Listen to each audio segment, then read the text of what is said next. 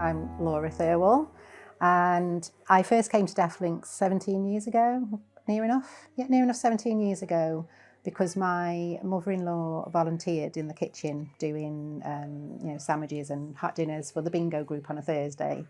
And she had a party one day and said she didn't have enough volunteers to help. Would I help as a one-off? Because I just had my baby, and I didn't really know many people in Stoke because I grew up in Dudley. And I moved to Stoke to be with my husband, but I didn't really have a social network. I didn't really have my own social life. So she was like, come on, let's get you out of the house, come help me with this party. And I walked into Deaflinks 17 years ago and was quite surprised at just how many people who were profoundly deaf in this one little room in Shelton.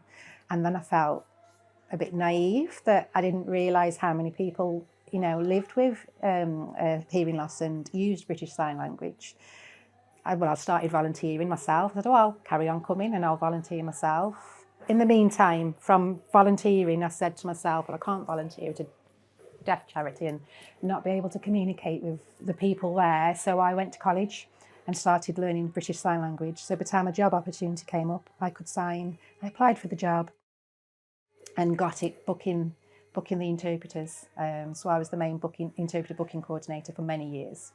And I was happy doing that, and there wasn't really a career goalpost for me. But then a couple of years ago, things changed, people leave, one manager left. I was sort of interim manager temporarily while we looked to recruit and sort it out. I was just sort of stepping in because the manager left without notice, really.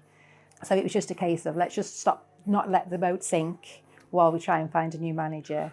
And then after a couple of months, the trustees just sort of said, we're really happy with what you're doing, so if you want the job, we're not going to recruit. So I said yes. And yeah, I've never regretted it. Can you tell us about the origins of Deaflinks? Yes. So Deaflinks is quite old. It's over 150 years old. And when it first started, it was financed by donations from, local donations from business owners and supporters. And it was financed they stayed in a little room in Hanley. They didn't have a building straight away. Obviously, starting up, you start small. And it was financed to be able to provide weekly meetings for access to religious services for the deaf community. And the charity was, when it was first set up, was known as the North Staffordshire Deaf and Dumb Society. So we haven't always been known as Deaflinks. We've had a couple of name changes. And so it was the North Staffordshire Deaf and Dumb Society for many years. And then in 1936, they got donated a plot of land in Shelton, Wellesley Street, Shelton. And in connection with the church, and they did some fundraising, and they fundraised over £300,000 to be able to make a building purpose built to meet the needs of the deaf community. And that building housed the church upstairs to be able to offer those religious services, which is why they started in the first place. It also offered a place for social gatherings, so that when the deaf community got somewhere to go, meet their friends, have a pint, play poker, that sort of thing. And it also housed the charity offices, so where they could access the support. Over the years, they've worked a lot with social services, and this building that they built has been the base and the hub, the big real hub of their day-to-day life, really, for about 86 years, is it now? I don't know, I'd have to do the math from 1936, do the math. It's had a name change when they built the building, and which was called the Ellis Memorial Centre, and it was called the Ellis Memorial Centre because it was named after the person who donated to them to make it possible. Joseph Ellis, I believe his name was, and then they changed their name because it was in connection with the church to recognise that to the Church and Institute for the Deaf and Dumb is what it then became when they moved into the Ellis Centre. Back when the charity first started and they were called Deaf and Dumb Society, dumb simply meant without speech. So they were deaf without speech, deaf and dumb. But then over the years, the word dumb started to be associated negatively, and society started to connect it to a level of intelligence. And so then it was suggesting that they weren't intelligent, which isn't the case. They just without speech. So we recognise in that there was a need for a name change. So in 2001, we changed the name to Deaflinks, mainly to get rid of the dumb. But the reason, just to add a little bit, the reason Deaflinks, if anyone ever, because we get asked it all the time, why we do it with a double D. So we have a lowercase d and a capital D, so it's D Deaflinks. And the reason we do that is because it was recognising the different levels of deafness and the deaf community as an identity. So people who are profoundly deaf and their first language is British Sign Language quite often identify as a member of the deaf community, and deafness becomes their identity. So it becomes a noun because it's how they identify. Whereas people who have perhaps, age-related hearing loss or had an accident and lost the hearing, so people who have lost their hearing but their first language is English and they don't identify as deaf or as a member of the deaf community, wouldn't be a noun. So that's the lowercase d for deaf. And that's why we have the two Ds, because we're recognising and stating that we support everybody living with a hearing loss, not just those who are profoundly deaf and reliant on sign language. What's the future of Deaflinks? Future Deaflinks is exciting. It's different. It's evolving. We've had a very long history being that main focal point for the deaf community, being that support network, that social network, that place to go, the place that's safe, the place to be understood, the place to cry, laugh, get married, fall out, to then, that generation's aging, that generation's shrinking with the natural cycle of life. The younger generation have all this wonderful technology, all this access. They have better. They have a very different lifestyle and level of need from a charity. And then somewhere along the way of the reliance upon a centre sort of shrinking, at the same time as that reliance has been shrinking, with us being an unfunded charity, an old building, struggling with income streams, we unfortunately couldn't afford to keep the building. It wasn't to do with the numbers dropping. If we could have kept it, we would have kept it. It was to do with not being able to pay the bills because we were an unfunded charity that doesn't have enough support, basically. So we had to make this very sad decision to sell the building. But all of that has then forced us to rethink: who are we? What's needed from us? How can we deliver? How can we reach those who need to be reached? What do they need from us, and how can we deliver it? So we're very much at a state of change at the moment. We now have rented offices, and we're setting up in the community. So you wind the clock back just 10 years, and everything happened from within the Ellis Centre.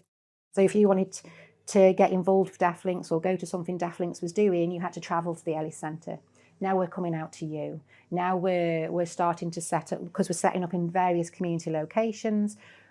People who perhaps live in Leek, well, watch this space. In another 6 months, we've probably got a social hub in Leek, because that's where we're at right now. We're changing, we're evolving, we're spreading, and we're setting up community hubs, as opposed to everything being under one roof. So it's an exciting evolution. Is the future for Deaflinks. Are there more deaf people in the Potteries than other regions? And if so, why? Do you know why that is? Through my time at Deaflinks, it's always been the understanding that even though recently the statistics have changed, for a long time the statistic was nationally it's one in 6 people live with a hearing loss. In Stoke-on-Trent, it's 1 in 5. And that's because of the potteries industries, because of all the noise and the pot bank, all the pot banks and the noisy industries. So where you've got noisy industries, you've got more damage and wear and tear to ears. Therefore, you get more problems with hearing. So it is statistically higher within Stoke-on-Trent. And has that continued over nowadays, or is that purely back when the potteries was an industry? Has it been?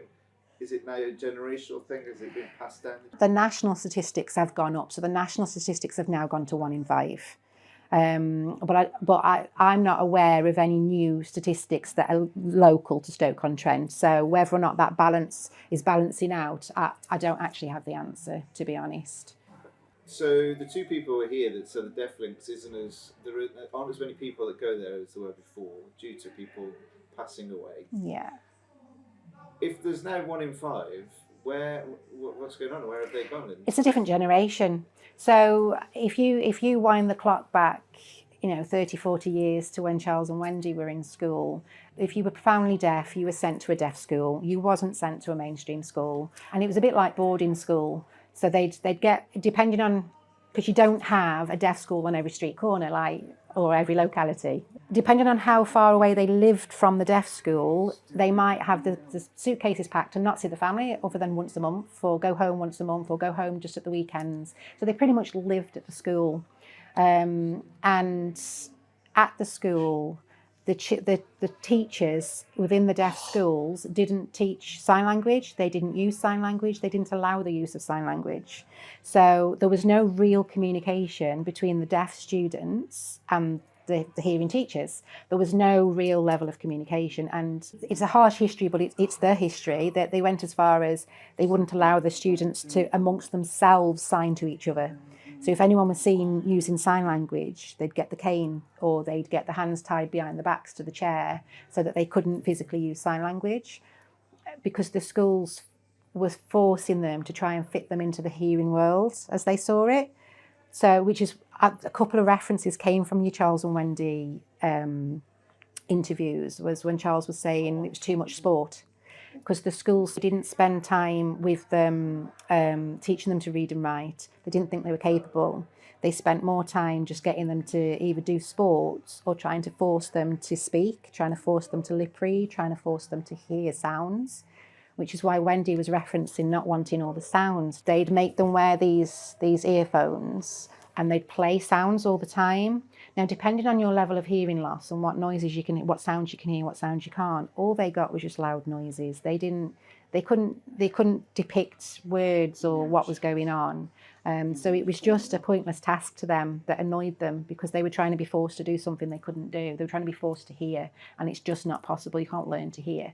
And then they'd try and get them to mouth. So they'd try and get them to learn to speak by giving them pieces of paper, and they'd tell them to blow on the paper like p, p, p.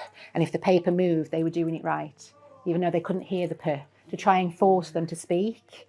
And that's what they did at school. They spent more time forcing them to speak and hear and doing sports than they did reading and writing. So the older generation of today that went through that education system have quite low literacy skills. They were cut off from the rest of the world. They just went to deaf schools, and a lot of the time they'd go home and even the families couldn't communicate with them. So they preferred to be out and socialising and at the deaf club or like Charles said, working. They prefer to be out because then they've got somebody to communicate with and talk to. So they very much relied on the deaf centre, because technology then, nobody had mobile phones. We didn't have WhatsApp and FaceTime, and we didn't have any of that. So if they weren't at school, they had to go to the social club to see their friends and talk to their friends. They couldn't pick up the phone, because everyone had landlines. They couldn't pick up the phone. So if they weren't at the deaf club, they couldn't arrange to go somewhere, to go on holiday, to go out another day to a pub. So they had to go there to have those conversations, make those plans, meet their friends. And that's what DeafLinks was. It was their social hub and their support hub. So it was the place that they went. But today's generation, they haven't had that upbringing. They go to mainstream schools. They have more support. We have interpreters. Interpreters exist. So they access the world very differently. They haven't grown up reliant on this one building to get everything, to get social, to get support, to get, they've grown up with hearing peers. They've got hearing friends. They're going to the same pubs everybody else is going to. They're not going to this one social club. So they just don't need us the same way.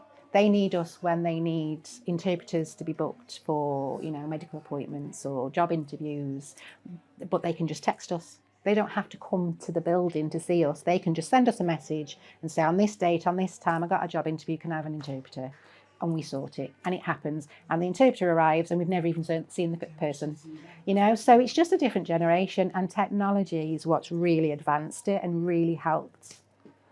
Can you tell us about the older people who come to Deaf Links? What are their backgrounds? I think this is something I say quite a lot, is we're all unique and they're no different. So their backgrounds are as diverse and unique as ours. They just have obviously something in common of they will more likely had their communication barriers, access barriers. They haven't accessed life and the world the same as those who haven't got a hearing loss. But you've got some people there, they would have, like I mentioned, they would have gone to that deaf school. They would have only been home once a month, and they would have gone home and nobody in the family talked to them, so they felt isolated and looked forward to going back to school, even though they hated school, but just because they had someone to talk to. But then you might have the other person who lives closer to the school, is home every weekend, and their family can sign with them, or they have deaf parents, so they are a signing family. So they go home and they look forward to being home, and they have this support network at home. And one of the main things I like to say whenever I'm talking about, whenever we're trying to raise deaf awareness, is remember, yes, they're all deaf, but they're all still unique individuals that have their own life story, their own upbringing, their own support network, their own access to education.